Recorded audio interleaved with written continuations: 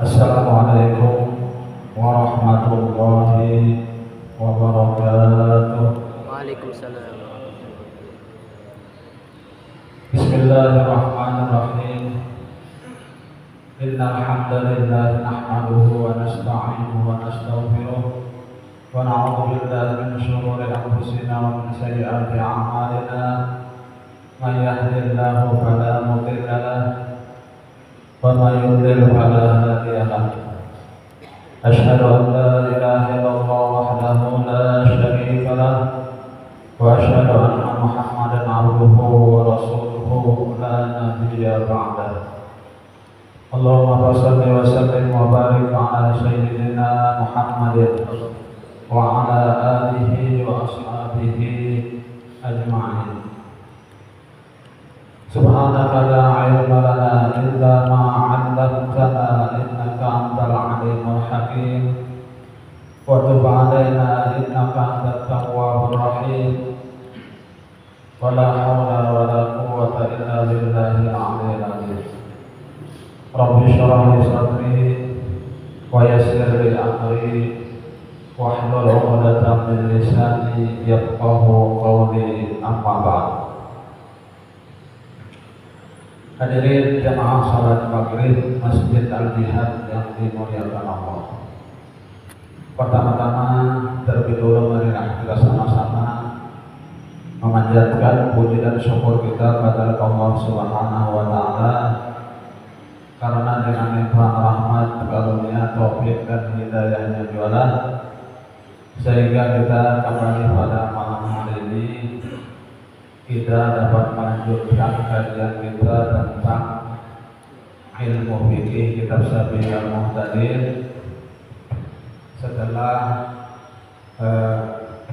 kalau tidak salah 2 minggu kita libur.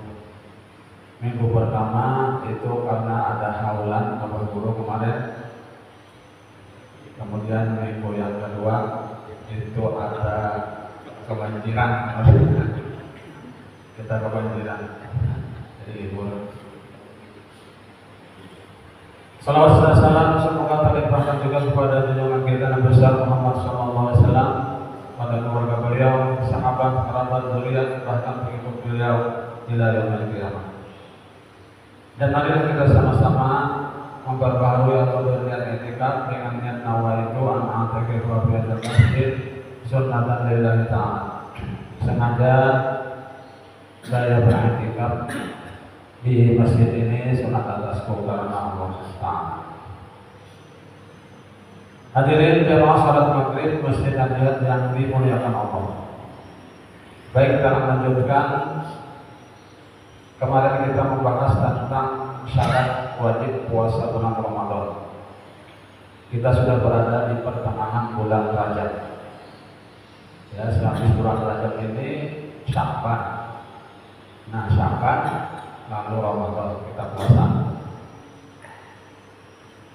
Syarat wajib puasa bulan Ramadan kemarin itu ada 4 perkara. Yang pertama, berakal. Ya. Karena itu tidaklah wajib bagi orang yang hilang akalnya, seperti orang gila, pingsan atau mabuk yang tidak disengajakan. Kemudian yang kedua, syaratnya balik, artinya sampai umur. Maka tidak wajib bagi anak-anak yang belum mencapai usia balik. Jadi kanak-kanak kada wajib puasa, cuman kita suruh juga puasa karena kita mendidik, ya kan, untuk membiasakannya berpuasa. Karena kalau tidak dibiasakan susah puasa kalau sudah balik nanti, ya. Macam-macam alasannya. Kemudian yang ketiga, menganut agama Islam. Ya. Syaratnya menganut agama Islam, artinya beragama Islam. Jadi orang yang bukan agama Islam itu pada wajib puasa. Kemudian yang keempat kemarin itu adalah puasa melakukan menurut ukuran fisik dan menurut ukuran syarat. Arti puasa di sini mampu, ya, mampu berpuasa. Ini ada juga orang yang tidak mampu, ya, biar misalnya badannya kekal, tapi jangan tidak mampu berpuasa. Kita kan mengalasi juga, ya. Aku mah karena ya, mahir sudah, mahir kata puasa. Kata kau dikata kasih, ya, kata kau dikata kasih. Jadi ini khusus orang yang mampu berpuasa. Walaupun misalnya orangnya biasa-biasa aja yang badan kurus kering aja, tapi ini sudah terlatih berpuasa. Ada pahala apa ya kan? Malahnya senang dengan kedatangan bulan Ramadan. Karena hadis Nabi mengatakan man fariha bi dukhuli Ramadan haramallahu jasadahu 'anil niran kama qala. Barang siapa yang bergembira senang hatinya dengan masuknya bulan Ramadan, maka Allah haramkan jasadnya di situ api neraka. Nah, ya, itu ada kegembiraannya ya kan? Kemudian kita lanjutkan. Qala al-mu'allif rahimahullah ta'ala nafa'ana bihi wa bi'ulumihi fid dharain amin. Kalau perempuan yang haid dan nifas tidak wajib mengerjakan puasa, dan kalau diperbuatnya maka haram hukumnya. Nah, jadi bagi perempuan yang kedatangan menstruasi, haid atau nifas, itu yang kada boleh berpuasa, malah haramnya berpuasa. Ya. Jadi yang kada boleh berpuasa itu yang menghindarkan yang haram, menjauhi yang haram, dan hukumnya tetap berpahala juga ya. Karena menjauhi yang haram berpahala. Ya. Jangan dikira lebih yang menstruasi itu haid atau berpahala, tetap dapat pahala juga ya.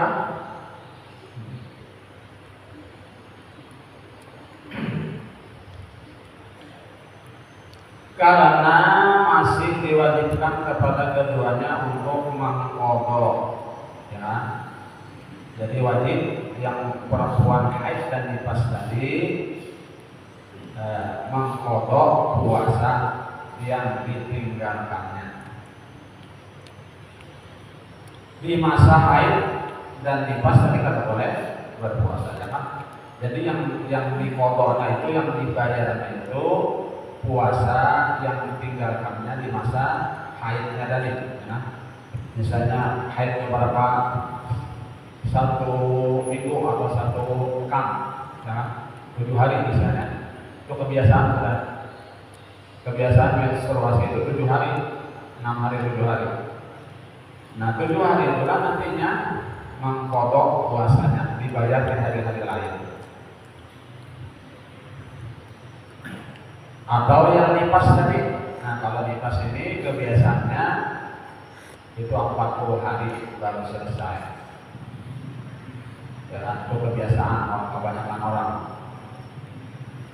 Tapi ada juga yang menstruasi itu cuma sekejap, ya, sekejap. Menstruasinya sekejap, ya, itu seperti Siti Fatimah Az-Zahra, ya kan, itu menstruasinya apa? Nifasnya itu sekejap, setelah itu bersih. Nah, itu adalah kelebihan putri Rasulullah SAW.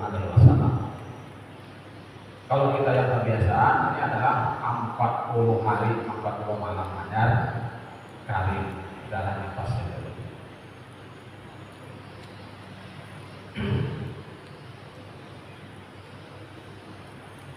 Jawabannya bahwa wajib qada bagi wanita yang haid dan nifas adalah tugas baru, maka keduanya berniat mengqada puasanya, bukan melaksanakan puasa tunai karena puasanya dikerjakan di luar waktunya dan telah ditetapkan syarat.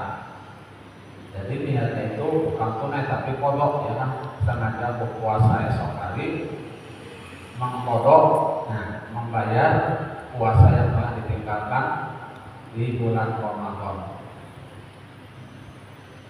Bukan tunai, ya kan? Tunai itu artinya di dalam bulan Ramadan itu. Tapi kalau di luar itu qada namanya, membayar, mengganti. Wali wajib menyuruh anak-anak berpuasa apabila sampai usia 7 tahun. Dan kalau ia sudah mencapai usia mumayyiz dan mampu melaksanakan puasa. Jadi si wali ini jangan, entah itu orang tuanya sendiri, entah itu pamannya, entah itu kainya, itu wajib menyuruh anak-anak yang berusia mulai 7 tahun sudah disuruh melaksanakan puasa. Ini sama aja dengan sholat, ya kan? Apabila anak kita sudah sampai 7 tahun, juga Nabi suruhlah sholat. Muru auladakum idza balagha sab'a sinin. Suruhlah anak-anak kalian, anak-anak kamu itu berapa sholat apabila sudah mencapai usia 7 tahun.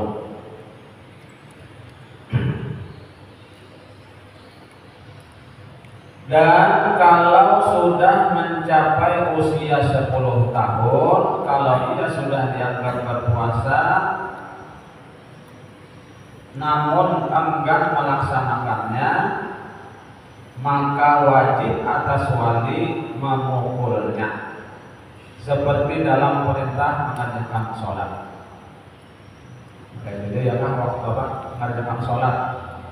Apabila sudah sampai usia 10 tahun enggan melaksanakannya, si wali ini boleh memukul. Boleh memukulnya litani untuk apa namanya, sekedar mengancam supaya dia mau, supaya dia mau sholat, bukan memukul macam TV lah, supaya dia mau aja. Kayak dulu puasa, ya kan, apabila sudah 10 tahun kadang mau berpuasa, nah itu boleh si wali tadi memukulnya supaya dia mau berpuasa. Kemudian pasal berikutnya, keadaan yang memperbolehkan berbuka puasa. Boleh berbuka puasa bulan Ramadan dan puasa wajib yang lainnya karena jatuh sakit yang akan menambah sakitnya apabila dipaksa berpuasa. Apabila orang sakit, ya kan, ini boleh berbuka puasa. Ini ada puasa di bulan Ramadan. Karena namun dipaksakannya puasa, sakitnya pun bertambah parah. Itu boleh.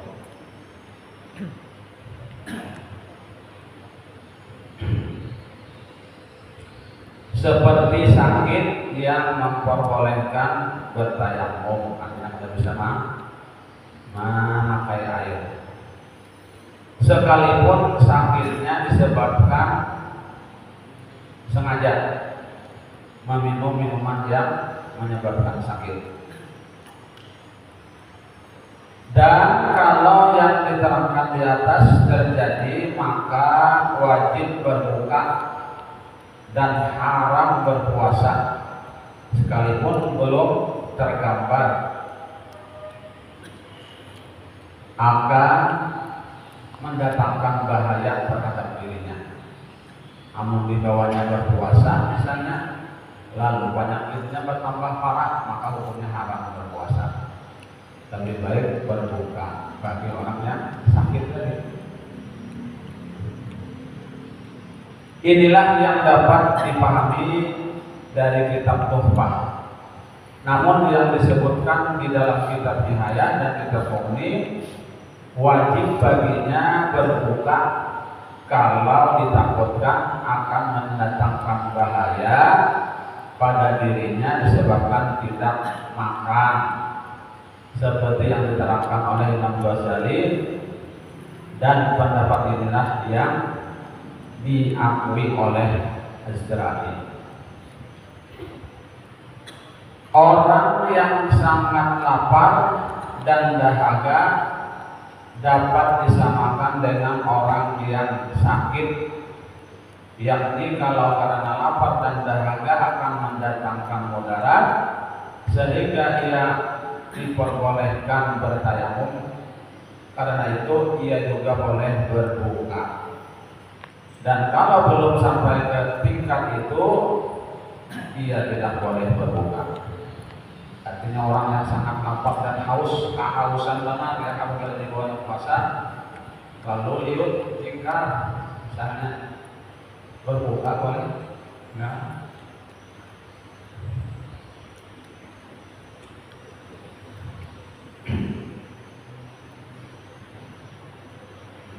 Dapat dipahami dari kalimat yang tercantum dalam kitab Nihayah dan Mughni bahwa orang yang sakit terkadang boleh berbuka dan terkadang tidak boleh berbuka.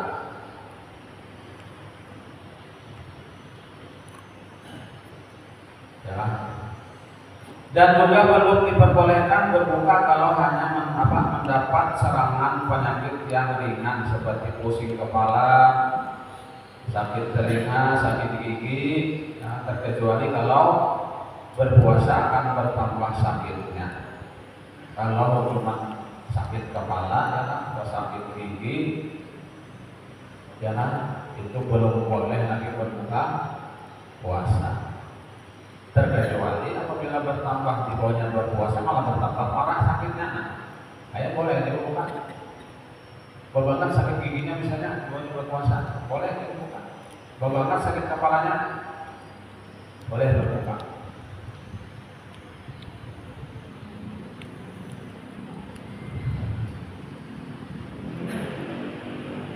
Orang yang sakit yang boleh berbuka kalau sakitnya sampai ke tingkat yang memperbolehkan dia bertayamum dan tidak ditakutkan dirinya binasa karenanya. Dan terkadang menjadi wajib kalau sakit itu akan menyebabkan dirinya binasa, artinya wajib berbuka. Kalau apabila dibawakan berpuasa malahnya mudarat, ya, binasa.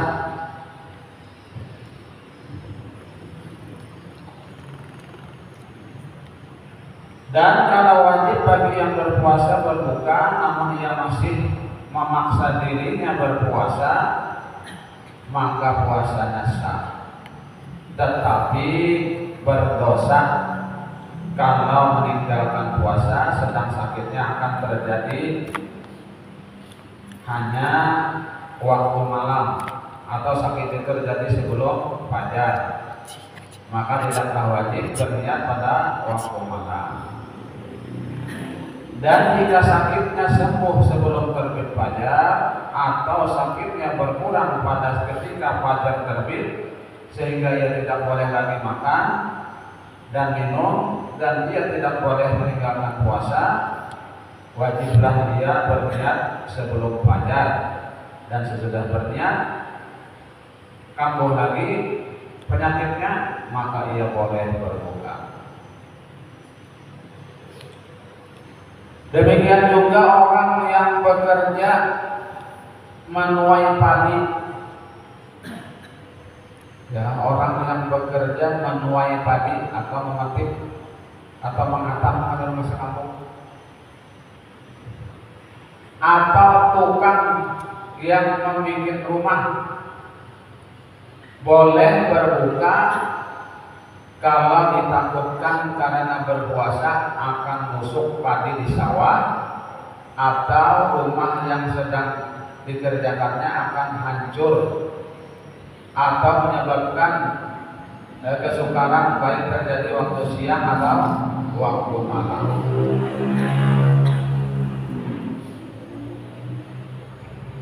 Tetapi kalau ia berpuasa tidak akan menyebabkan binasa atau berkurang apa yang dikerjakannya, baik hasil pekerjaannya itu untuk kepentingan dirinya sendiri atau untuk orang lain, baik dengan upah atau dengan sukarela, maka tidaklah dianjurkan untuk berbuka. Kalau seseorang sangat memerlukan nafkah untuk dirinya sendiri atau untuk anggota keluarganya dan tidak ada pekerjaan lain selain dari pekerjaan yang memaksa dia berbuka, maka ia boleh berbuka karena untuk memperoleh nafkah. Jadi yang misalnya ada lagi gawe yang lain, kata pegawai misalnya kata makan anak ini di rumah, dan gawean itu memaksanya untuk kita berpuasa, boleh berbuka. Perbukaan adalah perbukaan atau orang yang menuai padi. Namun dalam hal ini hanya sekedar perlu ya, seperti yang dapat dipahami dari kitab Tuhan. Syekh Rabi berkata di dalam kitabnya yang bernama Nihaya, katanya bahwa Azra'i telah memfatwakan wajib bagi orang yang menuai padi berniat puasa bulan Ramadan pada setiap malam, dan kalau ia bekerja pada siang harinya merasa sangat letih, maka dia boleh berbuka. Orang yang menuai padi tadi, ya kan? Karena kalau pada dituai pada dikatakan padinya kan busuk misalnya. Orang musafir yang menempuh jarak diperbolehkan sholat qashar, ya, boleh berbuka. Orang musafir yang menempuh jarak diperbolehkan qashar, sholat qashar, boleh berbuka, yaitu jarak perjalanan yang jauh dan lupa. Allah berfirman, "Faman kana minkum maridan aw 'ala safarin fa 'iddatun min ayyamin ukhra." Al-Baqarah 184. Maka jika di antara kamu ada yang sakit atau dalam perjalanan lalu ia berbuka, maka wajiblah berpuasa sebanyak hari yang ditinggalkan itu pada hari-hari yang lain.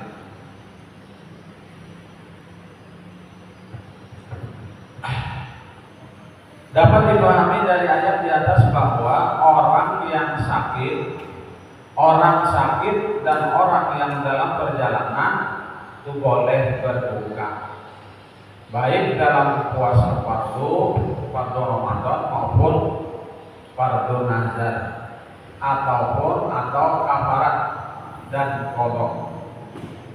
Sedang perjalanan yang tidak boleh mengerjakan sholat qashar seperti perjalanan yang tidak jauh atau perjalanan untuk berbuat maksiat, maka tidak boleh juga berbuka.